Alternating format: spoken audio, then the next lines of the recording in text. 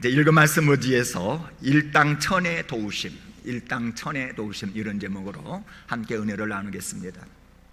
우리가 약한 몸 가지고 거친 인생을 살아가면서 일터에서, 가정에서, 교회에서 이런저런 일을 하다 보면은 진짜 더욱더 필요를 느끼는 부분들이 상당히 많이 있습니다. 직장 생활을 하다 보니까 딸린 지식에 가방끈이 짧아가지고 지식을 더 필요로 할 때도 있고 자격증을 더 필요로 할 때 있습니다. 그래서 늦지막하게 다시 공부를 하는 경우가 참 많습니다. 나이가 들어가다 보니까 왠지 더 외로운 생각이 들어서 더욱더 많은 친구가 필요하여 뜻하지 않았던 항우에도 나가게 되어지고 동창회도 나가게 되어지고, 요즘 우리 연세 드신 우리 어르신들은 노인정을 찾아서 그곳에 가서 교제를 나누는 것을 봅니다. 근데 오늘 본문에 나오는 요수아, 이제 나이가 많이 들어 마침내 110살이라고 하는 고령의 나이가 되었습니다. 생각해보면 산전수전 다 겪은 역전의 노장이었습니다. 그의 인생 여정에는 생생한 경험들로 아로놓여져 있었습니다. 그런데 이 요수아가 나이가 들어가면서 조국 이스라엘 백성들의 모든 형편을 살펴보면서 더욱 필요로 느끼는 것들이 있었습니다. 그것이 무엇이냐면은 하나님의 도우심이었습니다. 사실 지금은 평안한 날을 보내고 있습니다. 이미 정복한 나라들을 기업으로 받아서 그곳에 집을 짓고 그곳에서 가정을 이루면서 그 중에서 농사를 지으면서 평안한 날들을 보내고는 있었습니다. 그런데 지금의 평안한, 가만히 생각해 보니까 자기들 스스로 이룬 것이 절대 아니었습니다. 하나님이 도와주셔서 여기까지 인도하셔서 이곳에서 태평성대의 나날들을 보내고 있더라는 것입니다. 그래서 3절은 이렇게 이야기를 합니다. 우리 3절을 같이 한번 읽읍시다. 시작. 너희의 하나님 여호와께서 너희를 위하여 이 모든 나라에 행하신 일을 너희가 다 보았거니와 너희의 하나님 여호와 그는 너희를 위하여 싸우신 이시니라. 하나님께서 너희를 위하여 싸워주셨기에 오늘날의 평안한 삶이 있다고 하는 것입니다. 하나님께서 여리고를 정복할 때에 피 한 방울 흘리지 않은 채 여리고성을 선물로 주었습니다. 아이성 전투에 실패하여 눈물을 흘릴 때에 하나님께서는 저들을 위로하시고 또다시 매복작전을 실시하도록 하여 아이성을 얻가셨습니다. 아무리 연합군과 싸울 때에는 하늘에서 우박을 내려주시고 태양도 멈추고 달도 멈추게 하시면서 그 싸움에서 이기게 하셔서, 그래서 너희들이 그 땅을 기업으로 받아 지금 평안한 날들을 보내고 있다는 것입니다. 그런데 이 많은 것을 경험하고 인생을 쭉 살아왔던 이 요수아가 가만히 앞날을 생각하니 이 백성들에게 앞날에 더욱더 필요한 것, 그것이 바로 하나님의 도우심이구나. 이 백성들이 앞으로 해야 될 일이 많은데 그 앞날들을 바라볼 때 진짜 이 백성이 필요한 것은 하나님의 도우심이구나, 이것을 절감했다는 것입니다. 하나님이 돕지 않으시면은 적들을 쫓아낼 수가 없어요. 하나님이 돕지를 아니하시면 기업을 받아 누릴 수가 없는 것입니다. 그러나 하나님이 도우시면은 일당 천을 쫓아낼 수 있다는 겁니다. 그래서 10절에 요수아가 이런 말을 합니다. 우리 10절 같이 한번 읽읍시다. 시작. 너희 중 한 사람이 1000명을 쫓으리니 이는 너희의 하나님 여호와 그가 너희에게 말씀하신 것 같이 너희를 위하여 싸우심이라. 하나님이 도와주시면은 그 누구도 감히 맞설 수가 없다는 것입니다. 그래서 요수아가 노년에 110살이 다 된 그녁에 이스라엘 백성들을, 지도자들을 불러놓고 일종의 유언의 메시지를 전하고 있습니다. 여러분, 우리가 하는 말들이 참 많이 있지만 그 많은 말들 중에서 유언이라고 하는 말은 흘려들을 수가 없습니다. 그 유언에는 자기 인생의 가치관이 녹아들어 있고요, 그 유언에는 자식들, 후손들, 나라와 민족에게 진짜 해주고 싶은 그 말을 농축해서 하는 말이 유언입니다. 근데 이 요수아가 백성들에게 유언처럼 남기는 그 말씀의 핵심이 무엇이냐? 하나님이 여전히 우리를 도와주신다는 겁니다. 근데 중요한 것은 하나님의 도우심을 받으려면은 도움을 받을 만한 삶을 너희가 살아야 된다는 거예요. 여러분, 어른이 용돈을 준다면은요, 적어도 아이는 용돈을 받기 위하여 손이라도 내밀어야 되는 거예요. 국가에서 배급을 준다고 그러면 최소한 배급을 받을 수 있는 그릇이라도 들고 나가야 밀가루라도 한 포대 이렇게 받을 수 있다는 것입니다. 그래서 이 아침에 우리의 질문은 이것입니다.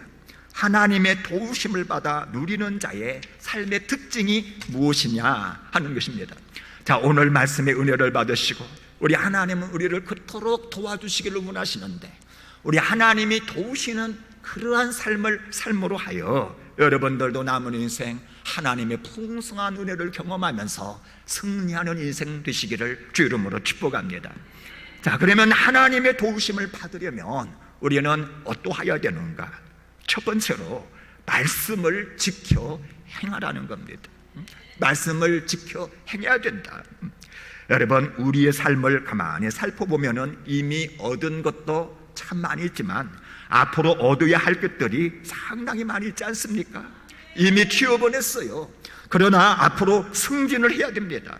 이미 결혼하여 가정을 이뤘습니다. 그러나 이것으로 끝난 것 아닙니다. 앞으로 자녀들을 낳아야 되고 그 자녀들을 잘 길러 양육을 해야 됩니다. 이미 예배당을 우리가 지킨 했습니다. 그러나 앞으로 더 많은 영혼을 살려야 되고 부흥을 이루어야 되고 또 우리에게 있는 산적한 빚도 갚아 나가야 된다는 겁니다. 그런데 문제는 이미 얻은 것은 감사한데 앞으로 해야 될 일을 생각할 때에 마음이 눌리고 답답하고 어떻게 해야 될까 하는 생각들이 들 때가 많이 있다는 것입니다. 여러분, 이스라엘 백성들도 지금 마찬가지입니다. 이미 정복한 땅에서 이들이 살고 있습니다. 이미 정복한 땅에서 기업을 누리면서 살고 있습니다. 그러나 앞으로 정복해야 될 땅이 산적해 있다는 겁니다. 우리 4절을 같이 한번 읽어봅니다. 23장 4절 말씀 시작. 보라, 내가 요단에서부터 해지는 쪽 대까지 남아있는 날들과 이미 멸한 모든 나라를 내가 너희를 위하여 제비 뽑아 너희의 지파에게 기업이 되게 하였느니라. 자, 지금 가나안에는 이미 멸한 나라들이 있습니다. 이미 정복했습니다. 그들을 다 기업으로 받아 이스라엘 백성들이 누리고 있습니다. 그러나 아직도 멸하지 못한 나라들이 수두룩합니다. 남아있는 나라들이 있어요. 그런데 이 남아있는 나라들과 함께 가나안 땅에 정착하여 살았단 말이죠. 약 한 20년 정도 같이 살다 보니까 시장에 가면은 이들을 만나요. 얼굴을 알게 되어지고 이름도 부르게 되어집니다. 어떤 사람은 이웃에 같이 살아가면서 얽히고 설키면서 정이 들기 시작합니다. 서로를 잘 아는 사이가 되어갔다 이 말이죠. 그런데 중요한 것은요, 하나님께서는 아직 정복하지 않은 이러한 모든 나라들도 이미 기업으로 주었다는 겁니다. 뿐만 아니라 하나님께서는 그들을 쫓아내기를 원하신다는 겁니다. 그리고 친히 그들을 쫓아내사 그 땅을 갖다가 차지하게 하여 주실 거라는 것입니다. 그래서 5절은 이렇게 말을 합니다. 같이 읽읍시다. 5절 시작. 너희 하나님 여호와 그가 너희 앞에서 그들을 쫓아내사 너희 목전에서 그들을 떠나게 하시리니 너희 하나님 여호와께서 너희에게 말씀하신 대로 너희가 그 땅을 차지할 것이라. 여러분, 얼마나 감사합니까? 아직도 정복하지 못한 그 땅들을 이미 너에게 주었다. 그런데 내가 그들을 다 쫓아내 주겠다라는 것입니다. 그런데 이 대목에서 아주 중요한 것은요, 하나님의 도우심을 얻기 위하여서 우리가 해야 될 아주 중요한 일이 있다는 겁니다. 하나님께서 저를 쫓아내도록 하기 위하여 내가 해야 될 일이 있다는 겁니다. 그게 뭐냐면 바로 말씀을 지켜 행해야 된다라는 겁니다. 그래서 6절 말씀에 이렇게 얘기를 합니다. 6절 말씀에 한번 볼까요? 그러므로 같이 읽읍시다. 시작. 그러므로 너희는 크게 힘써 모세의 율법책에 기록된 것을 다 지켜 행하라. 그것을 떠나 우로나 좌로나 치우치 말거라. 핵심 구절입니다. 말씀을 지켜 행해야 되는데 크게 지켜라, 힘써 지켜라, 다 지켜라. 말씀을 떠나서 좌로나 우로나 치우치지 말거라. 그리하면 하나님이 도우신다. 그리하면 너희가 모든 싸움에서 이기게 될 것이다. 이게 바로 하나님의 약속이십니다. 사실 과거 여호수아 초년 시절을 생각했을 것입니다. 갑자기 모세가 죽었습니다. 뒤를 이어서 지도자가 되었습니다. 그런데 얼마나 앞날을 생각할 때 두려운지 몰라요. 요아스는 당시 지도자로서의 경험이 없었습니다. 힘도 없고 연약하고 백성들이 자신을 잘 따라줄지도 의문스러웠습니다.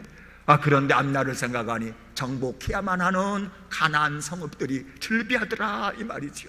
여리고 성도 있죠, 아이 성도 있죠, 거기에는 아모리 족속의 5성읍도 있죠. 그 많은 성읍이 쫙 있는데 그것을 정복해야 된다고 생각하니 얼마나 두렵고 떨렸는지 잠을 이루지 못한 때가 있었다고요. 그런데 이때 하나님께서 요수아에게 나타나셔서 아주 중요한, 아주 핵심적인 말씀을 하셨습니다. 오직 강하고 극히 담대하여 나의 종 모세가 네게 명령한 그 율법을 다 지켜 행하고 우로나 좌로나 뒤치지 말거라. 네가 그렇게 말씀을 지켜 행하기만 한다면 어디로 가든지 너는 형통하게 될 것이라. 여호수아가 민족의 지도자로 딱 임명되었을 그 초년의 시절에 하나님께서 이 말씀을 들려주었던 것입니다. 그래서 여호수아는 어찌하든지 말씀을 입술에 두고 그 말씀을 묵상하며 그 가운데 기록한 대로 다 지켜 행했습니다.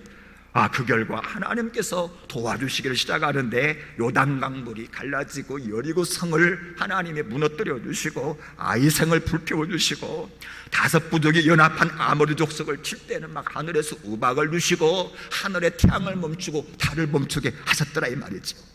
여호수아는 지나간 날 속에서 하나님의 역사하심을 생생하게 체험한 거예요. 말씀을 지켜 행하기만 하면은 말씀을 지켜 행하는 자에게 베푸시는 하나님의 놀라운 은혜가 있구나. 성벽도 무너뜨리고 태양도 멈추게 하시고. 그래서 후손들이 앞으로 살아갈 때에 이 말씀을 지켜 행한다고 하는 것이 얼마나 중요한지를 여호수아는 절감했던 것입니다. 그런데 지금 가나안 땅에 이제는 정착해서 20년간의 세월이 흘렀는데 백성들을 보니까 심히 연문스러워지더라 이 말이죠. 지금 가나안 땅에 안주한 채 말씀을 대하는 태도가 흐려지고 있더라 이 말이죠. 내 백성 후손들이 앞으로 말씀을 지켜서 행할까? 말씀 안에 저들이 있을까? 이방과 짝하여 세상길로 내려가지는 아니할까? 이런 염려가 노년에 막 들기를 시작했다는 겁니다. 보니까 말씀을 읽는 것 같지도 않고 지키는 것 같지도 않냐고 이방인들과 짝하여 그냥 살아가더라 이 말이죠. 그래서 얼마나 염려가 되었던지 오늘 본문에서 그는 유언성으로 강조를 하고 있는 것입니다. 너희들이 말씀을 지켜야 된다. 그것도 힘써 지켜야 되고 크게 지켜야 되고 좌로나 우로나 치우쳐서는 절대 아니 된다. 여러분, 이 말이 남의 말이 아니지요. 여러분, 지금 여러분의 말씀 생활을 한번 점검해 보시기를 바랍니다. 여러분들 일주일의 삶 속에, 지나간 한 주간의 삶 속에 말씀과의 어떤 관계가 어떠하셨습니까? 여러분, 말씀을 읽으시기를 바랍니다. 쭉쭉 소리내어 읽으시고 묵상할 때에 하나님 주시는 영의 양식이 마음을 얼마나 풍성하게 하고 얼마나 힘있게 하는 줄 모릅니다. 여러분, 성경을 쓰는 것도 얼마나 좋은 줄 모릅니다. 지난주에 어느 우리 한 집사님 한 분이 성경을 쓴 노트를 가지고 오셨어요. 대학 노트, 스프링으로 된 거 두툼한 7권을 가져오셨는데 보니까 5권에는 구약을 쓰셨고 2권에는 신약을 쓰셨습니다. 신구약 66권을 빼곡하게 정갈하게 썼는데 그것을 쓴 데 들어간 연필이 수성 볼펜이 자그마치 202개예요. 그래서 둥그란 플라스틱 병에다가 빼곡히 모았는데 그걸 보는 동안에 얼마나 은혜가 되고 감사하던지. 시간만 있으면 그저 성경을 쓰면서 주님을 만난 것입니다. 여러분, 성경을 공부하고 성경을 연구하는 시간을 갖는 것도 얼마나 중요한 줄 모릅니다. 그러나 여러분, 한 가지 주의할 것은 공부를 위한 공부는 아닙니다. 연구를 위한 연구는 아닙니다. 이거 잘못하면 머리 지식만 커져서 바리새인 되어지고 비판자가 될 수가 있습니다. 여러분, 하나님께서 우리에게 말씀을 주실 때는 신학을 하라고 주신 것 아닙니다. 지식을 위하여 준 것도 아니고 교리를 위하여 준 것도 아니고 지켜 행하라고 주신 줄로 믿으시기를 바랍니다. 여러분, 성경은 철학책도 아니고 사상책도 아닙니다. 성경은 삶의 양식입니다. 오늘 내가 그 말씀을 먹고 양식이 되어 그 말씀을 붙들고 살아가는 삶의 양식입니다. 여러분, 말씀은 무거운 짐도 아닙니다. 멍에도 아닙니다. 시대에 뒤떨어진 유물도 아닙니다. 하나님의 말씀은 도움의 통로요 능력의 통로가 되는 줄로 믿으시기를 바랍니다. 따라서 여러분, 말씀을 읽고 듣고 그 중에서 교훈을 받고 책망을 받아서 그 말씀을 다 지켜 행함으로 큰 도움을 받아 승리하는 삶을 사시기를 주 이름으로 축복합니다. 자, 우리가 하나님의 도우심을 받으려면 어떻게 해야 되느냐? 두 번째로 하나님을 사랑하라는 겁니다. 하나님을 사랑하라. 사랑하는데 우리가 하나님을 어떻게 사랑해야 되느냐? 자, 우리 11절 같이 한번 읽읍시다. 11절 시작. 그러므로 스스로 조심하여 너희 하나님 여호와를 사랑하라. 스스로 조심하여 사랑하라. 여기 스스로 조심한다고 하는 것은 마음을 다하여 깊이 숙고하면서 그렇게 사랑하라 이 말이에요. 깊이 생각하면서 사랑하라. 왜냐하면요, 하나님을 향한 우리의 사랑은요, 나도 모르는 사이에 변질될 수가 있어요. 하나님이 원하시는 그 방법의 사랑이 아니라 이상한 방향으로 바뀔 수 있다는 것입니다. 여러분, 우리가 하나님을 사랑한다 하지만 잘 따져보면요, 하나님을 좋아하는 경우가 있어요. 여러분, 고양이가 생선을 좋아합니까? 생선을 사랑합니까? 고양이는 절대 생선을 사랑하지 않습니다. 좋아할 뿐입니다. 있으면은 뭐 그냥 생선을 먹고 배부르다 그러지, 그 생선 물고기 앞에 내가 사랑하니 나랑 함께 친구하자, 내가 너 먹을 거 줄게, 그런 거 없습니다. 그냥 좋아할 뿐이죠. 근데 우리 역시 하나님을 사랑하기보다는 하나님을 좋아하는 차원으로 변질될 수 있으니 너희들 조심하거라. 하나님을 사랑함에 있어서 우선순위가 자꾸 밀릴 수가 있다는 겁니다. 하나님보다 세상 부귀 영화 쾌락을 더욱더 좋아하는 쪽으로 빠질 수가 있다는 것입니다. 그래서 우리가 하나님을 참 사랑하기에 주의해야 될 것이 있음을 여호수아는 지금 각인시키고 있습니다. 7절에 주의하라는 겁니다. 우리 7절 같이 한번 읽으십시다. 시작. 너희 중에 남아있는 이 민족들 중에 들어가지 말라. 그들의 신들의 이름을 부르지 말라. 그것들을 가리켜 맹세하지 말라. 또 그것을 섬겨서 그것들에게 절하지 말아라. 한마디로 말해서 이방인들과는 구별된 삶을 살아라는 것입니다. 지금 이방인들과 섞여서는 아니 된다는 겁니다.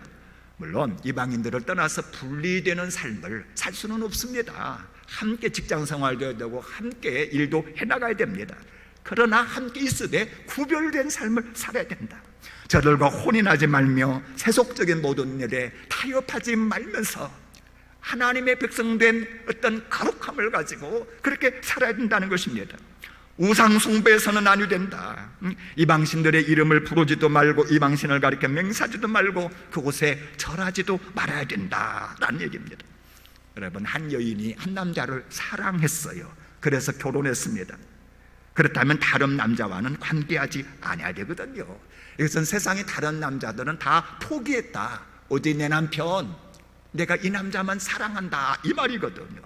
그런데 한 남자를 사랑하여 결혼까지 해놓고 다른 남자들을 만나고 같이 잠을 자고 뭐 이래버리면 이것은 이혼 사유가 될 수밖에 없는 것입니다. 여러분, 하나님을 사랑하는 것도 마찬가지입니다.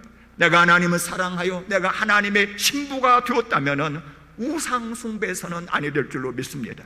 세상과 타협해서는 아니 될 줄로 믿습니다.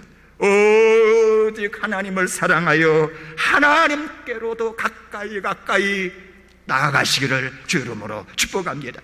그래서 8절은 이렇게 우리에게 권면합니다. 우리 8절 같이 읽습니다. 시작. 오직 너의 하나님 여호와께 가까이 하기를 오늘까지 행한 것 같이 하라. 하나님을 가까이 하라. 이 말은 바짝 달라붙으라는 거예요. 하나님과 떨어지지 아니하는 그러한 삶을 살으라는 것입니다. 어제 신방을 갔어요. 어린 새 자녀들을 키우는 참 행복한 가정이었습니다. 그런데 아이들이 엄마 아빠에게 얼마나 가까이 하는지, 엄마 품에 안기기도 하고 막내 아이는 아빠 그냥 목마를 타기도 하고, 아빠는 이런 분위기를 너무나 즐기고 있었어요. 스킨십을 하고 아이들을 만져주고, 아이들을 안아주고, 신방을 마친 후에 배웅을 하는데 아이들이 다 같이 세 녀석이 따라와서 엘리베이터를 탔는데, 엘리베이터 안에서도 엄마 아빠 손을 잡고 대화를 하고 얼마나 가까이 친근히 지나는지, 그 보기가 참 좋더라고요. 함께 살아가는 가정이라고 하는 것은 바로 이런 것이구나 생각을 했습니다. 근데 여러분, 하나님과의 관계도 그렇다는 것입니다. 우리는 하나님께 더 가까이 가야 될 줄로 믿습니다. 아니, 우리 하나님께 바짝 붙어 있어야 돼요. 떨어지지 않아야 됩니다. 이것이 사랑이고 이것이 하나님이 기뻐하시는 일이라고 하는 것입니다. 우리는 자칫 하나님 하면은 초월적인 하나님을 생각할 수가 있어요. 그래서 기도할 때 보면은 높고 높은 보좌 위에 계셔서 낮고 천한 우리들을 굽어 살펴보고 계시는 우리 하나님. 이 하나님은 멀리 계신 것처럼 느껴진다 이 말이죠. 그러나 여러분, 하나님은 초월적일 뿐만 아니라 내재하시는 하나님, 나와 함께 하시는 그런 하나님입니다. 그래서 하나님 나의 목자가 되시고 나의 친구가 되시고 나의 신랑이 되어주시고, 그래서 그 하나님을 내가 참 사랑한다면은 우리 하나님 앞에 더 가까이 나가는 것입니다. 더 같이 있게 되어지고 더 다정하게 속삭이면서 우리 하나님을 향하여 하나님 아빠라고 부르면서 미주알 고주알 나에게 있는 모든 것을 말씀드릴 수가 있는 것입니다. 여러분, 그러면은 우리는 주 안에 있게 되어지고 주님은 내 안에 있게 되어집니다. 우리는 주님을 갖게 되어지고 주님은 우리를 갖게 되어질 것입니다. 이처럼 하나님을 사랑하여 구별된 삶을 살고 우리가 하나님께도 가까이가 주님과 붙어 있는다고 하면은 하나님께서 우리에게 어떻게 해주시는 줄 아십니까? 10절은 이렇게 약속을 합니다. 10절 같이 읽읍시다. 시작.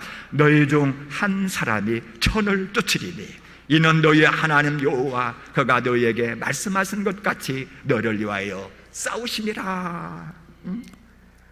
한 사람이 천을 당한다 이 말이었어요.